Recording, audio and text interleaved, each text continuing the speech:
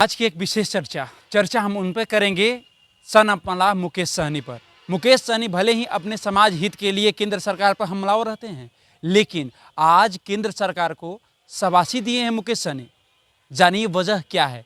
वजह ये कि आज 100वां जनशताब्दी समारोह मनाया जा रहा है हमारे बिहार के पूर्व मुख्यमंत्री और महान समाजसेवी कर्पूरी ठाकुर जी का।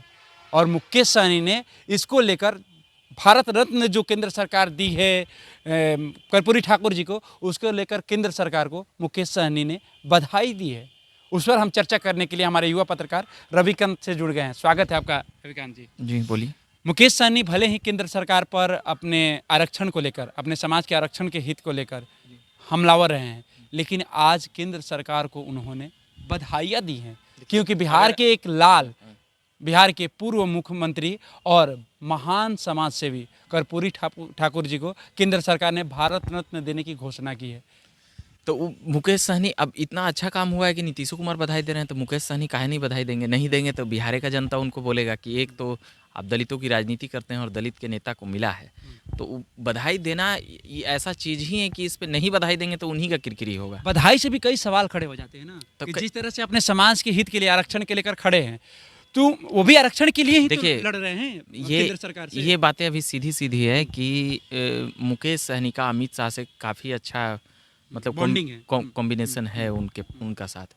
तो उनको तो ये भी आश्वासन दोनों तरफ से मिला हुआ है कि भाई वो भी इस चीज़ को 2 सालों में भटक कर समझे होंगे कि भाजपा ही हमें सही सम्मान दे सकती है। अब यहाँ से अब जैसे कि कर्पूरी ठाकुर को ही भारत रत्न दे दिए, तो अब अगर यहाँ से बीजेपी को अगर टारगेट करेंगे तो थोड़ा सा वो भी टारगेट हो सकते हैं। और मुकेश सहनी को जो अंदरूनी खबर है कि लोकसभा की 2 सीटें, या अब उनके तरफ से तो बोला जाएगा कि 4 सीटें हमको मिल रहा है, 5 सीटें मिल रहा है, मगर 2 सीटें तक तो उतना उनको इस बार भाजपा उन्हें दे सकती है। तो मुकेश सहनी अपने सीट के लिए नहीं, अपने आरक्षण की मांग पर अड़े हुए हैं कि जो आरक्षण देगा उसी को मुकेश सहनी का समाज जो है वोट करेगा। आरक्षण नहीं तो वोट नहीं, इसका नारा वो लेकर चल रहे हैं। तो देखिए, तो आरक्षण किसी जाति को नहीं मिलता है, किसी एक विशेष जाति को नहीं मिलता है, उसके अंतर्गत कई जातियां आती है, SC ST, मतलब दलित, महादलित, पिछड़ा, अति पिछड़ा, ऐसे है ना कॉम्बिनेशन। तो वो अगर पर्सनली एक जाति के लिए कहेंगे तो भाई अब मलाह समाज के हक की बात कर रहे हो।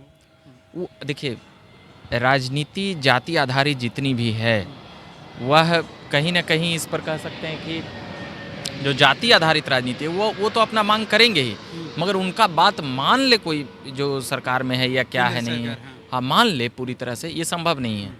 अच्छा, इसमें कहीं से दो राय नहीं है कि अगर मलाहों के नेता देखा जाए, बीजेपी में एक सांसद रहे अजय निषाद, उसके बाद हरीश सहनी, लेकिन अगर मलाहों का नेता किसी के रूप में देखा जाएगा तो आपके नज़र में कौन होगा? मुकेश सहनी उसमें सबसे बड़े कोई नाम शक नहीं। मुकेश सहनी ही सबसे बड़े नाम है मलाहों का जो नेता के तौर पर, और निषाद समाज जो और भी कई उसमें जो छोटी छोटी जातियां हैं, उन सभी का नेतृत्व अगर अभी कोई कर रहे हैं तो वो मुकेश सहनी है। इस पे अब कोई कह दे कि भाई काहे बोल रहा है, मगर वो कर रहे हैं, इस पे कोई शक नहीं है। मुकेश सहनी वो है, मुकेश सहनी है, मलाहों का नेता बन चुके हैं, अपने समाज के नेता बन चुके हैं। तो केंद्र सरकार आखिर इस बात को क्या मानेगी चुनाव से पहले, क्योंकि गठबंधन इसी पर फंसा हुआ है। मुकेश सहनी कहना है कि आरक्षण मुझे दे दीजिए, हम गठबंधन, मेरे को सीट नहीं चाहिए, गठबंधन मेरे को आरक्षण दे दीजिए, हम आपसे गठबंधन करने के लिए तैयार है। तो क्या बीजेपी इतना कच्चे खिलाड़ी है कि इतने आसानी से मान जाएगी आरक्षण? मुकेश सहनी ने कई बार इतनी ज़्यादा बातें बोल गए हैं कि वह खुद भी अपनी हानि करवा चुके हैं। भाजपा ने अपने कोटे से उनको मंत्री बनवाया था और 1.5 साल के लिए ये किए थे। फिर यूपी इलेक्शन में कुछ उनके जो शीर्ष नेता थे, मोदी योगी को लेकर ही लड़ने की घोषणा जो की थी, इतनी बातें बोल दिए कि भाई फिर वो कॉम्बिनेशन बन नहीं पाया, फिर वो उधर गए तो उधर भी नहीं बन पाया, फिर इधर आए हैं तो नीतीश जी से भी तालमेल बनाए रखना चाहते हैं और भाजपा से भी, क्योंकि यही दो उनको सेटलमेंट कर पाएगा। और तेजस्वी के सामने तो प्रेस कॉन्फ्रेंस से ही उठ कर चले गए थे भाग कर। तो वो कई चीज़ें हैं उनके साथ कि वो पूरी तरह से, अब देखिए जाति है, कोई एक जाति है तो आप उसको पूरी जाति का वोट आप ही को दे, ये भी सही बात नहीं है, उचित कहना नहीं, ठीक बात नहीं है। और आपके प्रति आपको नेता मानना, आपको नेता मान के अगले दिन किसी और को वोट दे देना, ये भी तो होता है चुनाव में। और मल्लाहों का जो अभी वहाँ जो श्री राम मंदिर का जो प्राण प्रतिष्ठा हुआ है, मल्लाह समाज उससे भी कनेक्ट करता है। तो जब राम की बात आएगी तो हो सकता है कि कुछ फीसदी मल्लाह सहनी को छोड़कर राम को पकड़ ले और राम को लाने वाले को वोट टिप दे। ये भी हो सकता है। कुछ लोग हो सकता है कि राजद में भी सहनी समाज के मुकेश सहनी का कहना है, खुले मन से ये कहते हैं कि बीजेपी बार बार ये प्रयास कर रही है, मतलब लव यू का इशारा दे रही है कि मेरे साथ गठबंधन कर लो, मगर मुकेश सहनी खुद पेच फंसा दे रहे हैं। तो मुकेश सहनी, अगर आप भी बोले कि अमित शाह के साथ उनकी अच्छी तालमेल है, तो हो सकता है कि अमित शाह का निमंत्रण जाता होगा कि सहनी जी आप गठबंधन कर लीजिए, और मुकेश सहनी इस चीज़ को मान नहीं रहे हैं। तो आखिर ये पेच जो फंस रहा है आरक्षण को लेकर, क्या मुकेश सहनी चुनाव से पहले आरक्षण अगर नहीं मिलता है तो गठबंधन करेंगे? देखिए, अब ये जो 2 महीना बचा है, अब उनके लिए व्यक्तिगत रूप से तो आरक्षण मिलेगा नहीं। देखिए, आप इन बातों को समझिए कि नेताओं का मांग है करना, घटक दल को दबाव में लाना काम है। अभी थोड़ी ये है कि कोई बोल दिया तो पत्थर की लकीर हो गया, ऐसे हो गया, वैसे हो गया, ऐसी बात थोड़ी ये है कि वो बोल दिए तो एकदम लक्ष्मण रेखा ही हो गया। राजनीति है, वो बोले थे कि हम भाजपा में कभी नहीं जाएंगे, भाजपा के लोगों से मिल रहे हैं, जुल रहे हैं, सीट देगी, पार्टी देगी, तो वो तमाम चीज़ें समझ रहे हैं, मगर वो अडिग हो जाएंगे। तो राजनीति कभी अडिग होकर नहीं किया जाता है। जैसे नरेंद्र मोदी जम्मू कश्मीर वाले में क्या बोले थे, अडिग हो गए थे एकदम भाषण में, मगर जाकर गठबंधन कर लेते हैं, महुआ मुफ्ती से सरकार बनाते हैं। अजीत पवार महाराष्ट्र में। तो राजनीति में किसी भी बात को लेकर, जैसे अभी सम्राट चौधरी कर रहे हैं कि पगड़ी जी तभी खोलेंगे जब जब नीतीश जी आज थून तब आप क्या करेंगे? तो राजनीति में अडिगता और थोड़ा लचीलापन, जैसे नीतीश कुमार में लचीलापन है। संघ के विचारधारा को हम नहीं मानते हैं, वो कहते हैं, मगर भाजपा के साथ आके संबंध राजनीतिक अति कर लेते हैं, और भाजपा के साथ भी जब रहते हैं तो कहते हैं कि संघ की विचारधारा को हम नहीं मानते हैं। ये तो उनमें है इतना। अब उनको जो कह लीजिए, पलटू कह लीजिए, चाहे जो कह लीजिए। एक आखिरी सवाल, मुकेश सहनी अगर आरक्षण पर टिके रहते हैं और गठबंधन नहीं करते हैं और तीसरा मोर्चा अपना खोल देते हैं, अकेले बिगुल फूंक देते हैं, तो इसमें नुकसान तो सीधा सीधा दिख रहा है सामने से कि बीजेपी को नुकसान पहुंचाएंगे, इसमें तो कोई शक नहीं है। अभी जो 2 तरफा जो वोटिंग है वो इस विधानसभा में भी देख लिए हम लोग। इस विधानसभा वो किसी भी चीज़ हो, पहला और दूसरा, तीसरी पार्टी को बहुत कम वोट मिलता है।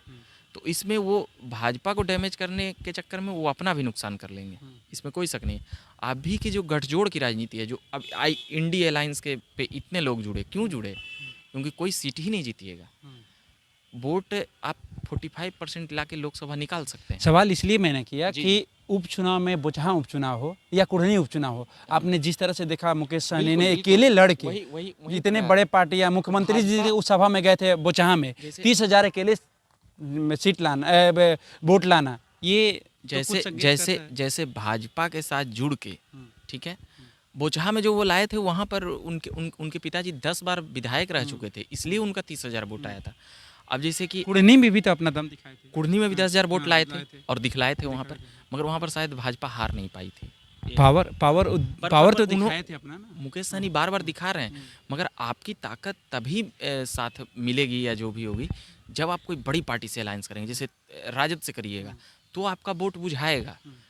राजनीति में सक्सेस करना है तो अब जैसे भाजपा से जुड़िएगा तो इसका 37% जो मत है, वो जब आपका 5% या जितना भी मत है आपका मुकेश सहनी का, तो वो जब जुड़ेगी तब वो एक लोकसभा में फैक्टर होगी। अब वही वोट भाजपा को नहीं मिलेगा, वही वोट वो अपने ले लेंगे, तो वो उतना वोटों का दावेदारी तो कर देंगे, मगर वही वोट उनको नहीं मिलेगा, क्या नाम है, इंडी अलायंस को नहीं मिलेगा, तो वो दोनों को नुकसान करेंगे और वो अपना भी कर रहे हैं। तो इंडियन अलायंस तब भी टूटता हुआ नजर आ रहा है, जिस तरह से ममता बनर्जी जी ने अपना ये तो शंखनाद कर दिया, टॉपिक ही चेंज हो गया। इंडियन अलायंस का तो बात ही करना बेकार है।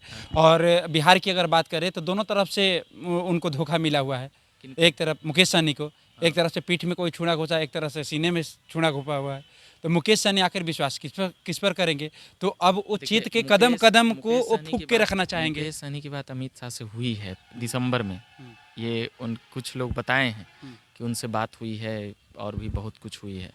हमें 3 सीटें यहाँ मिल रहा है, 1 सीटें झारखंड में मिल रहा है, ये वो, मगर भाजपा है वो जब तक वो अच्छे से पकियाएगी, क्या करेगी। अब वो तो जान रही है कि किसको कितना सीट देना है, मगर संभवतः 2 सीट मुकेश सहनी को मिलेगी। इस 2 सीट पे हाँ, इतना कर दिया जाएगा उनको, जहाँ तक खबरें और बातें हैं। बाकी और क्या कहा जाए। बहुत बहुत धन्यवाद रविकांत जी। तो अभी हमने रविकांत से जाना कि मुकेश सहनी क्या आरक्षण को लेकर जो मांग उन्होंने अपने समाज के लिए कर रहे हैं, अगर केंद्र सरकार नहीं मानेगी तो क्या गठबंधन करेंगे?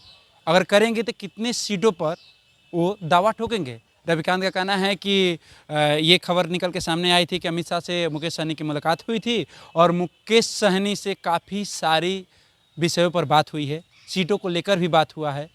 तो क्या मुकेश सहनी को बीजेपी मना पाएगी या मुकेश सहनी 2024 लोकसभा चुनाव से पहले बीजेपी के साथ गठबंधन कर पाएंगे? ये देखना बहुत दिलचस्प होगा। हम आप लोगों तक छोड़ जाते हैं, क्या मुकेश सहनी को तीसरा मोर्चा मतलब अकेले बिगुल फूंकना चाहिए या गठबंधन के साथ लड़ना चाहिए? फिलहाल इस खबर में इतना ही, दीजिए हमें इजाज़त। धन्यवाद।